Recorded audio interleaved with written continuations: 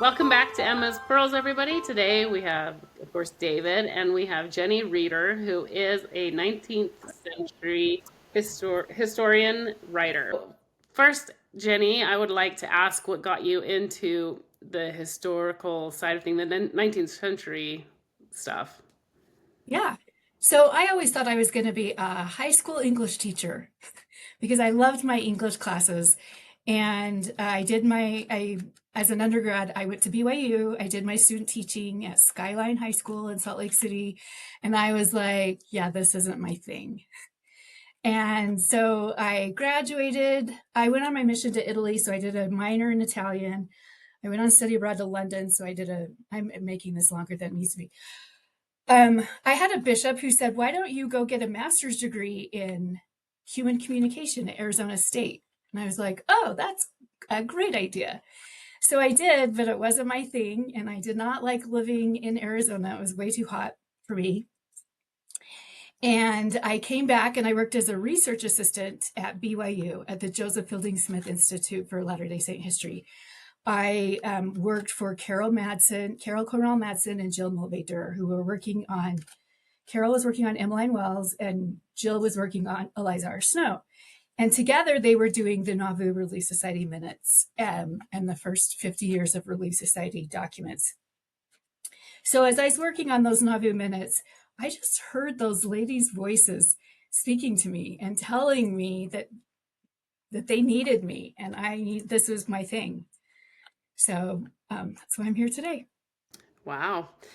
So we want to hear from you your what you've learned and understood about Emma Smith through the Kirtland years and how everything kind of from your perspective, the things that you've learned and the kind of story of what happened in Through the Kirtland. Kirtland years.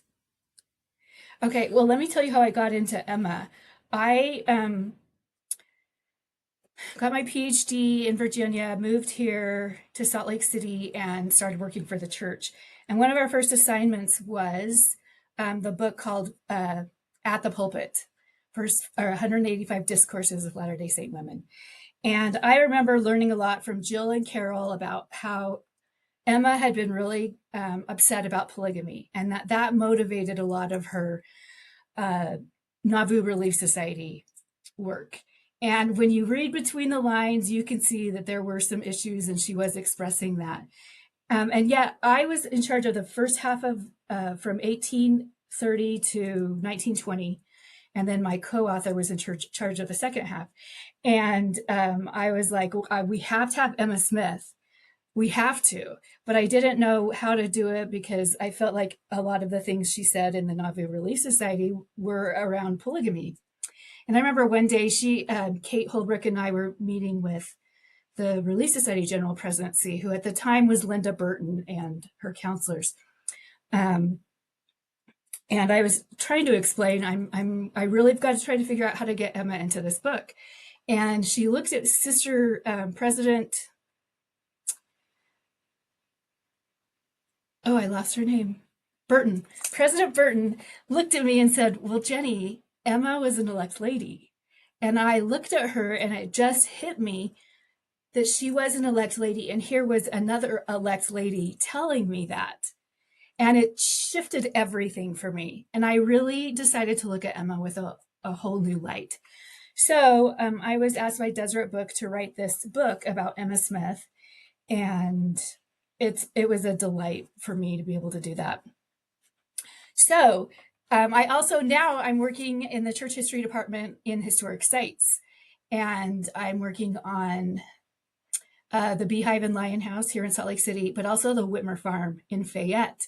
And of course, I've done a lot of work on Kirtland. And it's just a privilege for me to be able to now go to the house where Joseph and Emma lived in Kirtland. I don't know if you've been, but it is beautiful. It's incredible. And I didn't work on that, but I've been there. Anyway, let's see. Emma Smith through Kirtland is what you asked, correct? Yes. Okay. Okay. So I think it's interesting. I don't know where to start. I think it's interesting. As I was writing this book, I was trying to think about how I wanted to organize it. And I did not want to write every chapter and then Emma lost another baby, or then Emma lost another child. And so I decided to do my book um, topically instead of chronologically. So I could have a chapter about her as a mother and her as a wife and her as the first lady of the church. So I love that when she left her family in September of 1830 in Harmony, that to move to Fayette, that she never saw her parents again. And I think that's significant because, and she never wrote to them. There's no record until she heard about the death of her father.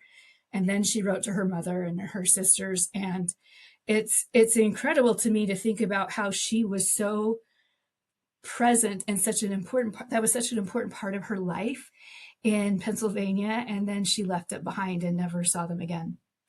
When they go to Ohio, I love that she has this. I just love the relationships she has. For example, I love that they stay with Newell K. Whitney and Elizabeth Ann Whitney for a couple of months.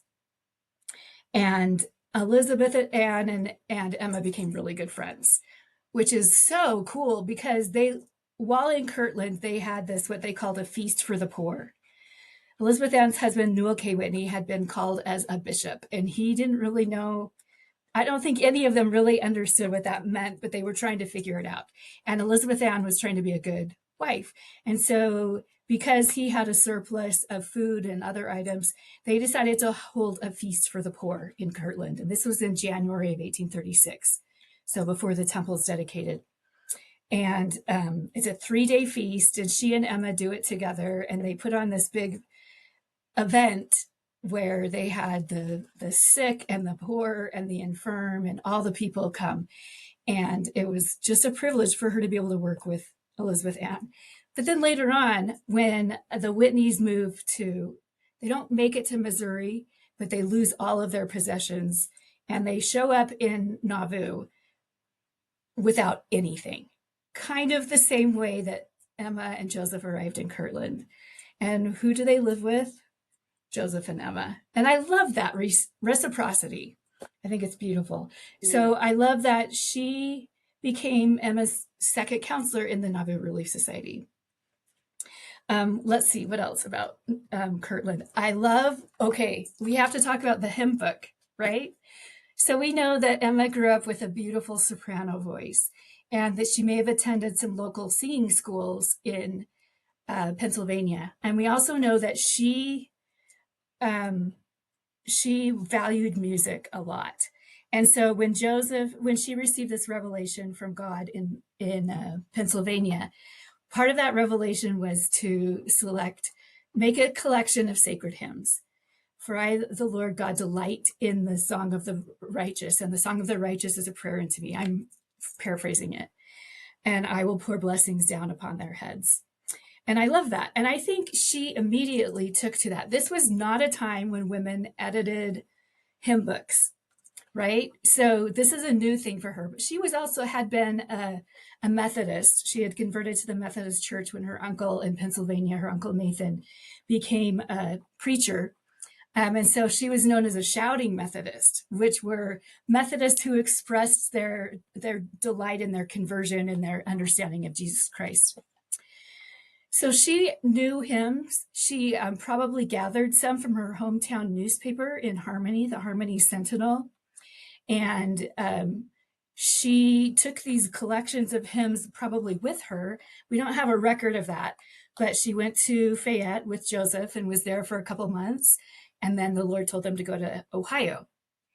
And so she went to Kirtland with Joseph about the same time that Oliver Cowdery and William W. Phelps go to Missouri. And there they have the printing press, the Evening and the Morning Star. And she sends them hymns, and they often print hymns in the newspaper. And this newspaper is disseminated among all the saints, right? This is kind of their mode of communication. So I can't remember how many hymns she sent with that, or published with them. But she gathered hymns from all sorts of religious traditions, just like the members of the church. So there were Congregationalist hymns and Methodist hymns and Baptist hymns. and some hymns written by Latter-day Saints. Anyway, we know that in July of 1833, mobs attacked the print shop in Independence and destroyed everything. And her hymns were lost. And the Book of Commandments was lost. And I think that must have been devastating to her. But she did what she always does, and she started all over again. And I think this is really cool. They were able to save a few unbound copies of the Book of Commandments. And Wilford Woodruff had his bound together, and he wrote inside the back cover the Hymns of Zion that he had copied from the newspaper. So that I think is the very first. Well, maybe second, because the first is probably the newspaper, right? So anyway, they go to in Kirtland. It's not until 1835 when they have established another press in Kirtland, and the Joseph and William W. Phelps and all others meet to talk about this hymn book in September. And they realize if they're going to dedicate this temple in the spring, they want to have the hymn book done. So it says it's published in 1835, but it probably wasn't until 1836.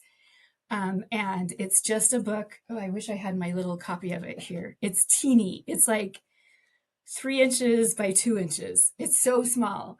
And it was published by Frederick Granger Williams, which ironically, Emma had a baby later that year and named him Frederick Granger Williams Smith. And she wrote the preface to the hymn book, and the hymn book just had the lyrics to the hymns. It didn't have any of the music. And I think that's for a couple of reasons. One, I believe that probably it was because they didn't have a press. I think it would have been really complicated to publish music notes and scores and all of that. But also, many of these hymns were sung to different tunes, which is also awesome because people are able to sing the tune of the hymn to what they know it and what their comfort. Oh, you have it. Yes. I do have it. I knew I did. Have you? Look at that. Yeah. Yeah, look at that. Open it up and show how there's no music printed. It's just lyrics. Yeah, good job. Ooh, I love it. So we believe that she also was in the temple choir that sang at that dedication. And I love to think this is what I imagine, because I know Emma and Joseph had a very progressive relationship compared to like Brigham Young and his wife Mary Ann Young. And we know that after the temple was dedicated, Joseph had called the elders to the temple, and they had this amazing ceremony or ritual of washing feet, but women were not invited. And I think that probably bothered her. And by the next time they were nearing completion of a temple in Nauvoo, she made sure that women were an integral part of that. Let's see, what else? Oh, so they lived with the Whitneys for a few years in Kirtland, and then a few months in Kirtland, and then the Morley family and they had a huge, they called it the family, and they had attempted to live communally, meaning everyone shared everything, kind of an early iteration of the law of consecration or Zion. They built a house for Joseph and Emma to live in on their farm, which was just outside of Kirtland. And so that's where she had her twins that unfortunately died almost immediately after death. And that was a really hard time. But it was also around the same time that the Murdochs, friends of theirs, she had twins as well, and then she died. And the Smiths took in the Murdochs twins, and they named them Joseph and Julia. Mm-hmm. Yeah. So, and then we know that they had to leave Kirtland because there was so much persecution. So they went to Hiram, Ohio, where the Johnson family lived. And that is where, unfortunately, the twins came down with the measles, and a mob came to tar and feather Joseph, and the cold air in the room struck the little boy, baby boy, and he passed away. Now, wasn't it? It was because they grabbed Joseph out of the home and left the door open, right? Yes. And it was cold, and the air, and he wasn't in a good, he wasn't healthy. He had the measles and he got a cold and died. Is that what you understand? Okay, Yes. perfect. And we know the story that Emma helped clean him up and take all the feathers off of him, and he spoke the next morning on the front doorstep of the Hiram home. And I don't know if you've been to the Johnson home in Hiram, but there is a room upstairs called the Revelation Room. And it is one of the most powerful, beautiful places in all of the historic sites where the spirit is so strong and you can feel that. And I love that room. So later, shortly after that, he goes to Missouri and leaves Emma with baby Julia. And she ends up back in Kirtland at the Whitney home. And then they eventually get their own home in Kirtland. And it's just down from the temple. Like you can see the temple out of their kitchen window, which I think is great. It's a great view. And we know that as they were finishing the Kirtland temple, that I feel like I'm jumping all over the place. I'm really sorry. It's not very chronological, but neither's my brain. So they're jumping all over. I mean, they are hosting people who are working on the temple, and they have Lucy Mack Smith and Joseph Smith Sr. stay with them for a little while. It seems like whenever they had a space that was their own, it was filled with other people. So a lot of times Joseph and Emma had to sleep on the floor, but it was a privilege. She didn't, as far as I know, she wasn't too upset about that. Except one time when there was a measles outbreak, and Joseph wasn't home, and she wrote to him. I think he was in Missouri, and said something like, "I can't have this in my house." Of course, she was probably having PTSD from losing their son Joseph to measles and a cold. Anyway, that is. Oh, also, it's interesting to look at the letters that they wrote to each other. We don't know that Emma kept a journal. I wish she had, and if she did, she might have burned it, which is probably what I would have done in her case. But we do have a lot of the letters between Joseph and Emma. Not all of them, but a lot of them, and they're beautiful.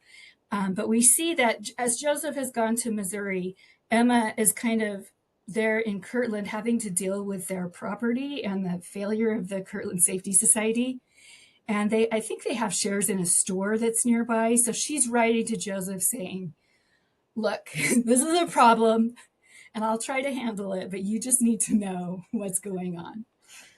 But she was very gracious and was an apt partner for Joseph. May I actually add something to that Please. along those lines? Because recently I was reading something in my mom's writings that she put together, and I wish I could just go to it, pull it out, and read it to you right now.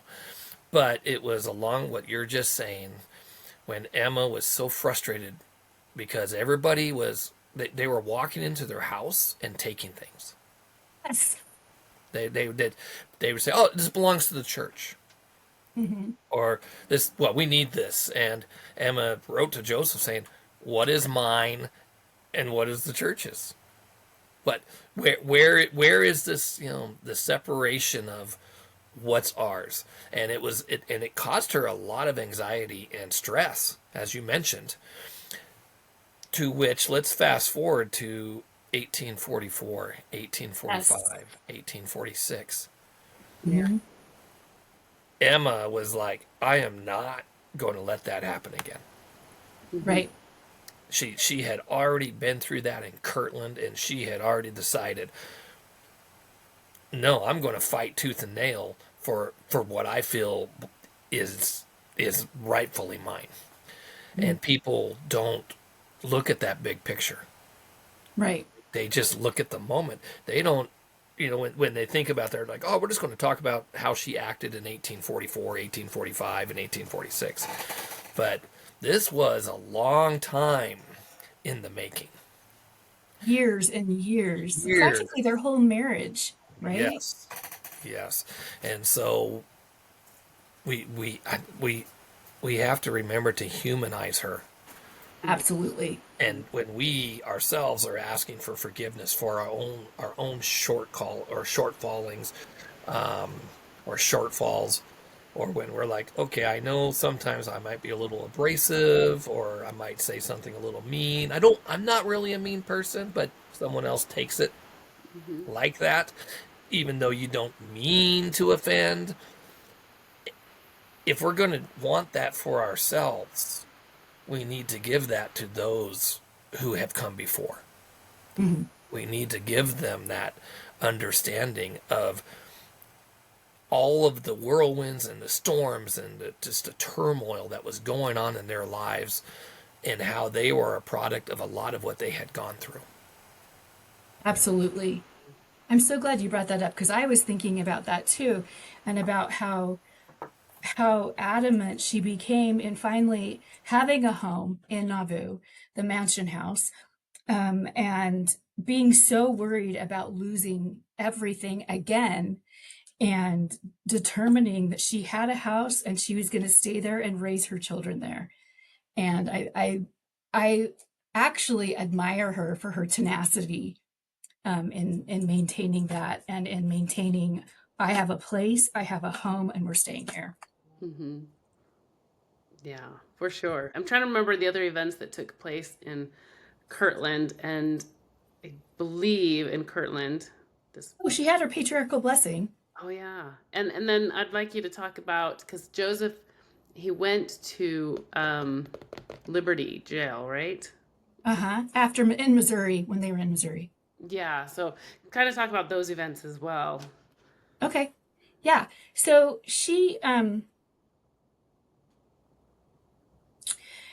they went to Missouri well, Joseph had received a revelation that first of all the saints were to gather at the Ohio. And I love that phrase because I think it's random. We don't use it today, but we do when we're talking about coming to the Ohio, right? And the saints made great efforts to do that. They were coming from several different directions. And some he sent almost immediately onto Missouri, such as the saints from Colesville. And others he had stay in Kirtland. But he also received this other revelation that Missouri or Independence would be the center place of Zion, and that it would be the New Jerusalem. And so again, they moved to Missouri. And at this point, the Saints had been kicked out of Jackson County. And so they were settling in a county, I believe it's north, Daviess County and Caldwell County. And again, in far west, Emma gets a house, a little log house, I'm assuming.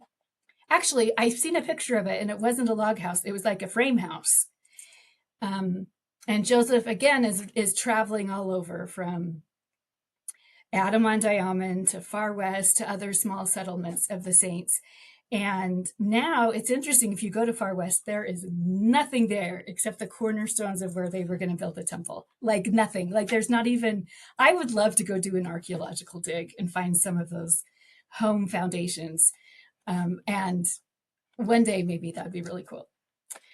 Anyway, Joseph, there's problems over the 4th of July as Sidney Rigdon gives a very fiery patriotic speech and demands freedoms. The Missourians are really upset, and Hans Mill massacre happens. And they finally take Joseph and Hiram, and there's there's a couple other people with them, and they say they're going to kill them. But they didn't. They put them first in jail in Richmond and then moved them to Liberty Jail. And this is at the same time that the saints are exterminated from the state. And so they have to figure out how to get out and how to get to safety and where to go and all of that stuff. And most of them had to leave their homes and their belongings. So Emma, before Joseph left, he told Emma, be sure you save the Bible translation. He'd been working on this Bible translation, and Emma had the manuscript for that. So she, actually, someone else had made I love this story, made a belt with pockets on it that Emma could wear under her skirt and put the manuscript inside these pockets under her skirt. And you've probably seen that painting by Liz Lemon Swindle. Joseph's in Liberty Jail. Emma and the children. At this time, there's four. Julia's oldest, Joseph, Frederick, and Alexander. Alexander, who's little, right? He's a little guy, little baby guy. And they are crossing the river at night, and it's frozen, but not frozen enough that they can all just ride the wagon across the river. So she gets out and she carries her two little ones and has the other two holding on to her with this book of Bible. There you go. Is that, yeah, that's a picture, another picture of it. That's right. I think I have that book somewhere too. Nice. Thank you. I love the light on that. Will you hold that up again real quick? Do you see how the light is coming out of the sky? It is like protecting her. That's a good one, guys. That's a good one. So she gets that across, but she does go to visit Joseph in the jail a couple of times. And the letters in between the two of them at this time are so poignant and so beautiful. I remember one talks about how the little one, I guess it would be Alexander, is starting to walk, but he can hold on to his chair and stand up. And how the others are, they have a dog, Old Major. And she even brings Old Major to the jail to visit Joseph. And it's the letters are so full of love and pain and hope and fear, which I think some of those things don't exist without the other, right? They're defined by this lack and this isolation. I love that he wrote to her instructions to give to the whole church. She was kind of his mouthpiece for that, just as she had been his first scribe for the Book of Mormon. She then was able to deliver some of these revelations to the church. And I love that. I think that's a very tender, sweet, terrible time for all of them. And I can't imagine how happy they would have been. I love the story too. There's a story that I just found about Joseph's little sister, Lucy, who was really sick. You know, they moved to Illinois and it wasn't great conditions, and she was really sick. But when she heard that Joseph, her brother, and Hiram were coming, she ran down the stairs and fell down because she's trying to get out, but she was so excited to see them.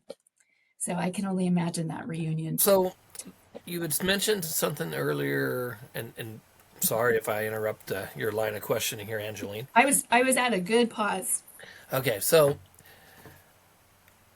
you were talking about the Relief Society and Emma, and that you have been researching very in depth the minutes. I heard a story that Emma basically, it was during the time that the plural marriage was the discussion, and she pretty much let her feelings be known about it during a Relief Society meeting. And then Joseph had to come down the street and basically set his wife's, well, I don't want to word it that way, have her apologize for what she said. Is there some I truth think to this? I don't know about the part about Joseph walking down the street to stop things. I do know that in March of 1844, so this is just a couple of months before he's killed, that they have a document that William W. Phelps wrote called The Voice of Innocence. Part of Emma's assignment as the president of the Relief Society was to ensure the moral purity of the women and of the town. And this was very common at the time, a moral reform society. Women would do this in all sorts of groups all over the country, especially further east on the East Coast. And that was her responsibility. And so she took this document that William W. Phelps had written, and she added, if you look at the original, you can see her handwriting on it. I think Thomas Bullock actually wrote it out. And then she has her little marginalia, which is what we call when they have little writings around the edges. And she changed a few things here and there and made it a little more fiery. But basically, what she's trying to do is use her responsibility as the Relief Society president to encourage virtue and purity um, just power among the women, and that they are responsible to maintain their families and the city. She took that very seriously, and so they had 4 meetings, 2 on one Saturday in March and 2 on the next Saturday in March. Is this the one you're thinking of, David? Yeah. And they're outside the temple, which was a common meeting place. And she reads this, and there are even more people that want to join the Nauvoo Relief Society. It's grown very quickly, and but it becomes like a veiled reference to stopping all discussion and conversation about polygamy. And I think she was, honestly, I think she was really hurt in finding out that some of her dearest friends and some of her Relief Society counselors and people were married to her husband without her knowing.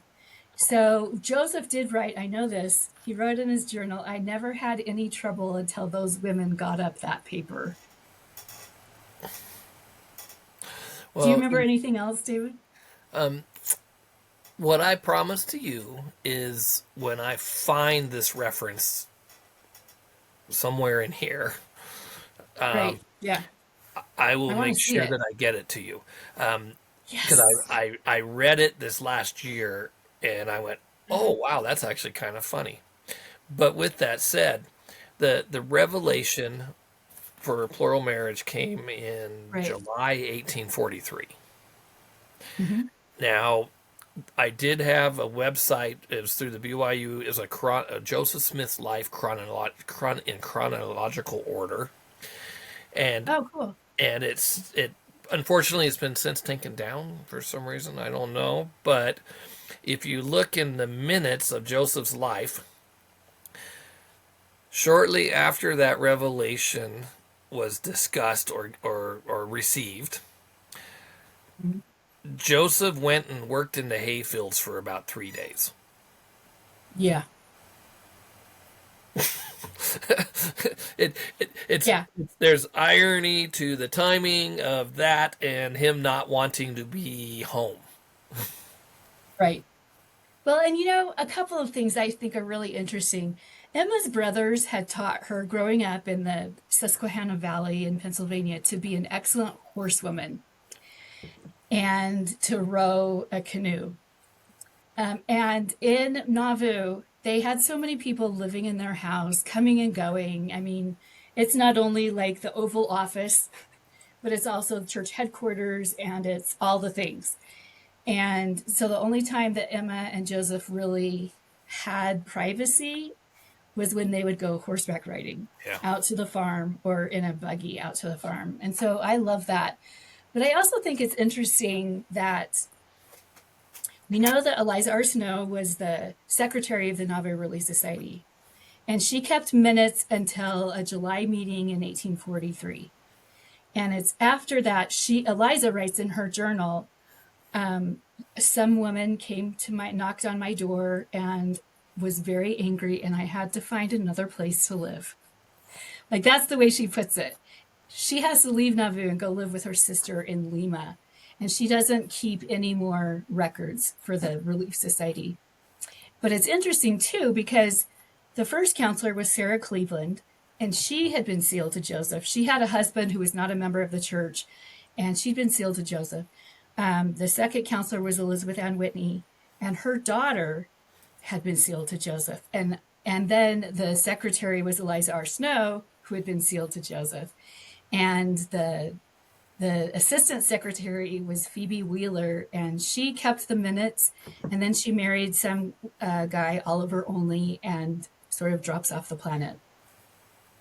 And then there was another woman in 1844 who kept the minutes. Her name was Hannah Ells.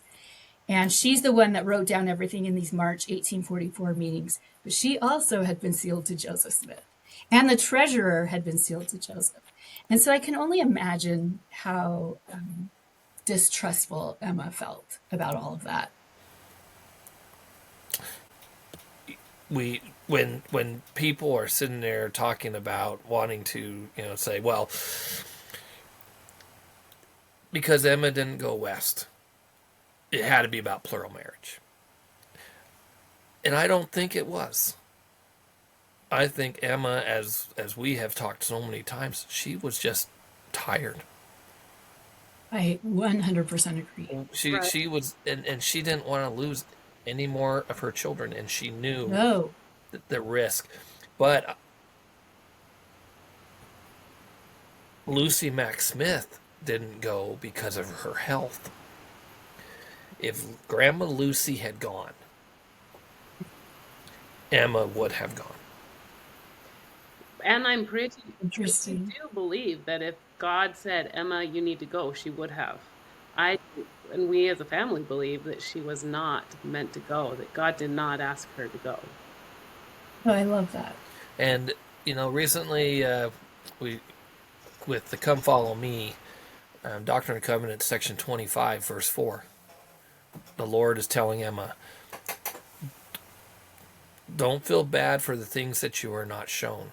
It is withheld from you and the world.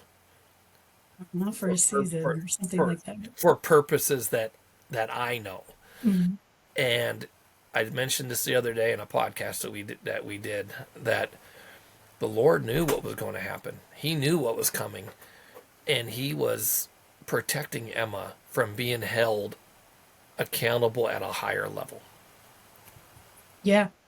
No, I completely agree. I also think if you go back to section 25, when it says that she's to go with Joseph at the time of his going, Yeah. right? So she goes with him to Fayette, and she goes with him to Kirtland, and she follows him. But I kind of think if we use that phrase, she's going to stay with him at the time of his staying. Yeah. She's going to protect his body, just as Sam Brown writes about this, about Lucy Mack Smith, right? Isn't that cool? And how protective she was, because she knew that there was still a bounty on the heads of Joseph and Hiram, even after they were dead. Yeah. And how determined she was. And I also love the fact that with all the property disputations and records disputations between Emma and Brigham Young, I heard that Brigham Young wanted to take Joseph and Hiram's bodies with them across the plains, which I guess by that time they wouldn't smell so bad. I don't know, but I just think of the smell immediately. But Emma had them buried. I mean, she hid the fact that they were not buried in the cemetery, but she had them buried on her family property that they couldn't touch. Yeah. Well, there's a book that I've been reading, and it was compiled by Paul Thomas Smith. Are you familiar with that name? No, but I'm going to go look it up. He's a real dear friend of our family, and he filed a record. And to my knowledge, there are only 2 copies of it that exist. Oh. Yeah. But she says later on in her life, I'm at peace, but there's one thing I still disagree with Brigham Young, but she never says what it was. Right. We can only guess, right? Whether it was property, whether it was Joseph's, the bodies, just like you mentioned, was it but yet the church actually really did a lot to help Emma. And yes, people don't bring that up very often, of how much Brigham Young really did his best to help the Smith family after the Saints went to Utah. Yeah, I read something about how he sent money to one of the sisters. Oh, sorry, what were you saying? A lot of the problems were Almond Babbitt. He interfered. Oh, yes. Yes. There's a few of those interferers. Is that a word? I don't know. Those who interfere. Yet, the Lord, He's always into the long game. Thank goodness. And Emma and the boys had to stay in Nauvoo. And, they had to because of the properties that now have been taken care of and exist still as historical monuments are because of the children. Well, because of Emma staying and the boys being becoming leaders in the reorganized church and managing those properties. And we love them. We love our cousins in the reorganized, Yes. the RLDS and the Community of Christ Church and all of the breakoff groups. We love our cousins. Mm-hmm. They are good, God-fearing people. And we They love them are. for who they are. And for those who hear this, we just want you to know, even though we may sit at different tables as far as doctrine, we are still in the same room. Yes. Absolutely. No, I know. I went to Independence to do some research at the Community of Christ archive there.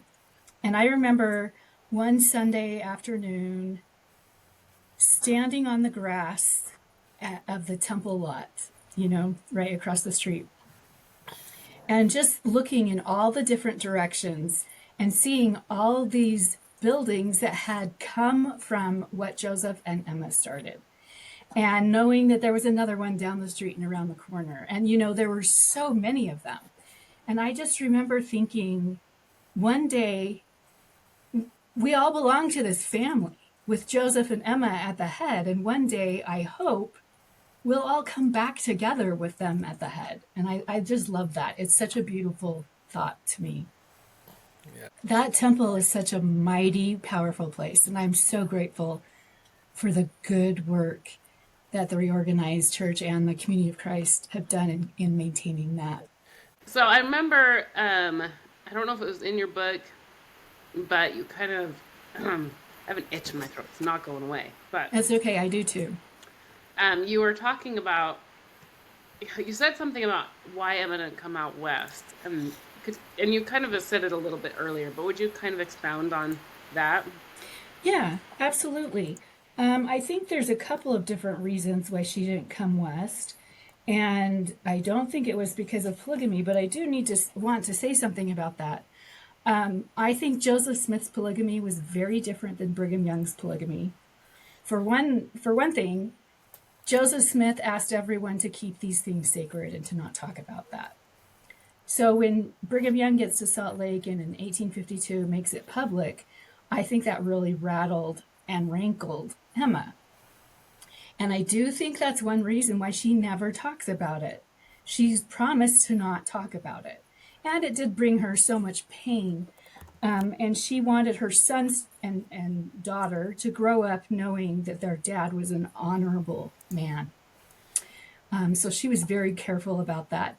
And I think that she maintained that honor of her husband throughout her life. I love the interview that her sons had with her shortly before she died in 1877, where they talked about 1879. I can't remember, where they talked about, asked her very specific questions. But she said to the very end that it was a marvel and a wonder to be a witness to some of these events. And she never denied the fact that Joseph was a prophet of God and that the Book of Mormon was a mighty work, which I love. I think one of the reasons that she stayed was because she needed to be close to her husband, as we said. She wanted to stay with him at the time of his staying.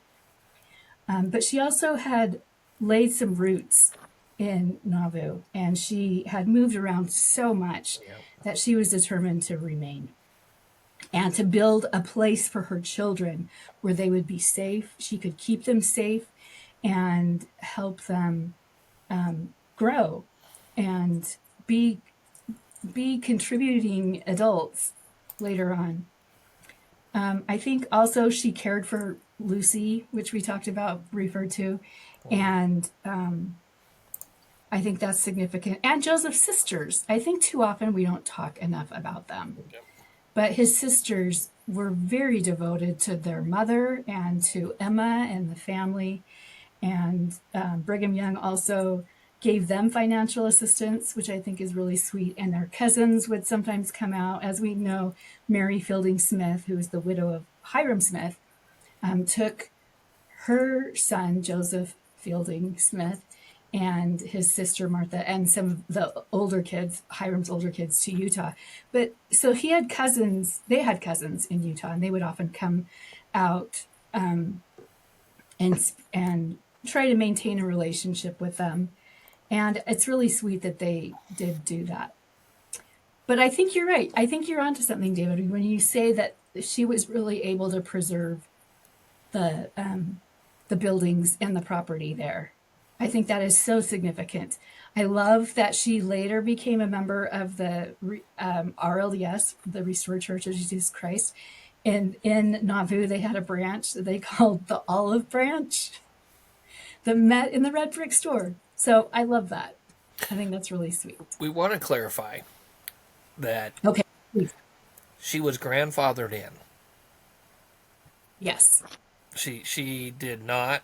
She was not rebaptized Right. into the reorganized, because in their opinion, those who had already been baptized, they kept their original baptism. And so, as far as saying that she joined the reorganized, Right. she participated, Right. but And it took her a while, I think. yeah, oh yeah, in 1860, before that, there were members and also some who had left the church or had been excommunicated from the church. In fact, I got this book somewhere around here. Oh, I'm using it for my mouse. It's called Blood Atonement and the Origin of Plural Marriage. Oh, who wrote it? It's a discussion, it's a correspondence between Elder Joseph F. Smith Jr., or Joseph Fielding Smith, Okay. of the Church of Jesus Christ of Latter-day Saints, and Mr. Richard C. Evans, second counselor in the presidency of the reorganized church. Interesting. So, that's that book. I don't know if my letters are backwards or not. Nope. Okay. But he, it's quite a interesting read. And I won't go into it, one, for the sensitivities of those who are not members of the Church of Jesus Christ of Latter-day Saints, because you can go and research this for yourselves. Absolutely. But the members of those who stayed still wanted to believe in the Book of Mormon, but they believed that Joseph was a fallen prophet. And they also believed that Joseph the Third had been ordained or set apart to become the next the next leader. It was supposed to be through him. And so as he got older, they approached him and he said, along with his brothers, "We want nothing to do with this. Religion only brings pain, misery, and suffering." That was their mindset, literally. And they approached him numerous times, and he finally actually this relented and said, "Okay, I feel like I should do this." And he was 27 years old, if I remember correctly, in 1860 when he accepted to be the president of the reorganization, is what they called it at the time. His brothers, Frederick and Alexander, wanted nothing to do with it because they still maintained. Now, we also want to remember their stepfather. I always say it wrong. My mom always corrects me. It's either Bideman or Bideman.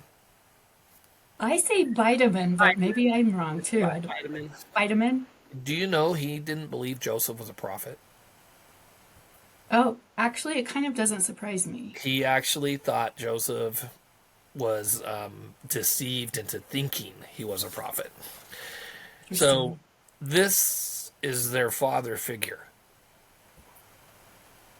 who allowed Emma to keep the painting and the pictures of Joseph in their house, and knew Right. how much Emma loved Joseph. But he Mhm. never believed Joseph was a prophet. And so this is the influence that they grew up from 12 years old, 8 years old, 6 years old, and birth, Mhm. pretty much. The example of a man who didn't believe that their father was a prophet of God. And so that has influence. We talked about understanding the outside influences that are on these historical figures. And so in 1860, Joseph Smith III finally says, "Okay, I'll accept it."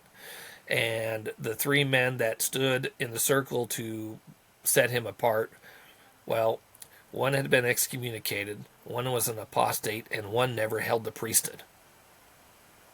He had never been a member of the church. Yet Interesting. he stood in the circle to say, "Okay, you are now the president and prophet Yeah. of the Mhm. reorganization." But he had no authority to do so. And that's in this book that I just showed you. Oh. And it's Uh-huh. and it's talked about, just to save you the time. It's talked about toward the end of the book, is Interesting. where it Okay. talks I'm gonna about have to that. go look it up. Yes. So once again, a blood atonement and the origin of plural marriage, a discussion. It's a pretty good read. Is there anything else in the last few minutes here that you would like to share about Emma? And I would like you on again, and so we can have other Yes. conversations. Yeah. But is there anything specific you would like to share about Emma and how just your thoughts and even feelings about her? Yes, absolutely. Always. I really think that Emma's story is a story of redemption. And I know that not everyone believed that, especially in the past, the 20th century. A lot of people didn't necessarily agree with that, and that she didn't have a great reputation in the church. But I love what it says in section 25, that if she is faithful, she will receive a crown of righteousness and that she will be able to enter the presence of the Lord. And I love the account of the dream that she has shortly before she dies, where Joseph comes for her. And please add in if I'm missing something, okay? This is how I remember it. Joseph comes for her and takes her to a beautiful mansion. And inside the mansion is a nursery with a crib or a cradle. And her son, Don Carlos, is there. And she picks him up and holds him. And she says to Joseph, "What about the rest of them?" And he said, "You will have every single one of them." And then she turns around and sees Jesus Christ. And I just believe this is such a beautiful story that no matter where our paths take us or where we end up, if we stay, if we go, that when we are faithful, that we can have this redemption experience. And I love that Emma teaches us that. I think it's so beautiful. And Oh, it was a fulfillment of her patriarchal blessing. Oh, yeah, that's right. Yes. Oh, look at you bringing it all back. I have a copy of it. This is given to her by Joseph Smith Sr. Um, he promises her that she will rejoice in the glory which will come upon him. And he also says that, I love this too, that thy soul has been afflicted because of the wickedness of men in seeking the destruction of thy companion. And that was given in what, 1834. And she sees 10 more years of that before Joseph is killed. But she is told that the Lord will have respect to thy cries, and by his judgments he will cause some of them to see their folly and repent of their sins. Thou shalt see thy Redeemer, the Lord. Thou shalt see many days. Yea, the Lord will spare thee until thou art satisfied, for thou shalt see thy Redeemer, Yes. which is so beautiful. that is very And thy heart shall rejoice in the great work of the Lord. Yeah. And thank you for sharing that. And back onto section 25:4. We need to remember, to our knowledge, Emma never saw an angel. Right. She never had a vision. She, that we know of, did at the end. but she did at the end. Yeah. Oh, Fulfilling, that's true. yes, fulfilling Uh-huh. the promise that was given This to her promise. in her patriarchal blessing, which, as you mentioned, the patriarchal blessing was given in 1834. And she passed in 1879, and that dream was a few days prior to her passing away. And I love that. Yep. I love so many things about that because I think she did experience those lows and the highs of it. And she's a great witness of it. And even though she didn't see the plates or didn't see a vision until the very end, she believed it and she Yep. supported Joseph. And I might go out on a limb and say this: I don't think Joseph could have been a prophet without her. I Yes. think she helped make Bingo. him into a prophet. Yes. Yes. She was the one to go with him to get the plates. He couldn't have gotten the plates without her. Yep. Yeah. Yep. Definitely. That we'll have to talk more on that on another discussion. Yes. We Oh, okay. I can't wait. there's yes. We'll have to talk some more. Yes. Once again, thank you everybody for joining us with Jenny Reeder with Emma's Pearls. It has been a delight, and we look forward to talking with you many more times. And we just, God bless you all. And remember, there is always a bigger picture, and Heavenly Father is in charge. He knows everything from the beginning to the end. And we just need to remember to turn and face and trust that the atonement of Jesus Christ will heal everything that has been broken. And I share that in the name of Jesus Christ. Amen. Thank you so much. Amen.